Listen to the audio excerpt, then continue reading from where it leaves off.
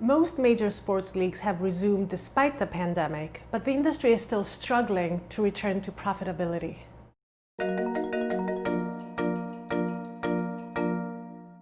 I'm joined today by Donn Davis, the co-founder and chairman of the Professional Fighters League, one of the largest MMA leagues in the world. Donn, professional sports are still struggling to find their footing. We went from everything being shut down to this transitional period where we do have sports but no fans. What will it take for the industry to bring back fans safely? Well, look, I think it's a tale of two cities. The good news is what we learned is media is even more valuable for sports than ever, right? The audience is up for almost all sports, particularly up for MMA. So fans aren't in attendance, but viewers are up.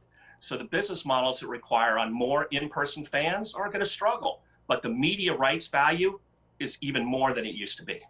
And this tale of two cities, what does it mean for investors? How do they play this monumental change?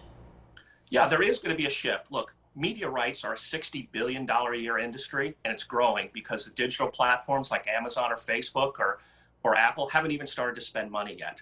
So things that I think are global will be more valuable. Things that are short, high action contests, so they're perfect for young people who watch on streaming or mobile, will be more valuable. And also things that are really about a young audience will be more valuable. But when you start to look at media overall, all sports will be valuable, but global, high growth, short action, young demo will be the most valuable sports as we go forward.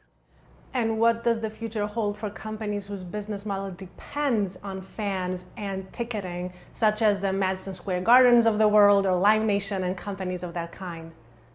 Yeah, if you look at the big four sports in the United States, their average revenue is 33% game day or tickets. I think it'll be a lot of years before you get back to where they were in 2019. If you look at companies like the Professional Fighters League, we're a global media and content company. Only 5% of our revenue is, call it, game day or tickets. So I think if you're heavily dependent on fans and you own a venue, it could be 5 years before you're back to where you were. If you're a global media and content company, more like the UFC or the PFL, I think we'll be back in 2021 or 2022 with perhaps more revenue than you were in 2019. As the physical part of sports is changing, the esports industry is actually facing a big opportunity. Could you guide investors through this? Yeah, look, esports is exploding. You know, the analogy is we're in the second inning of a 9-inning game. The League of Legends viewership exceeded all sports, NBA championship, MLB World Series, and most people haven't even heard of League of Legends yet. So it is going to blow away all the viewership. The only issue being an investor is Riot Games and Tencent owns League of Legends.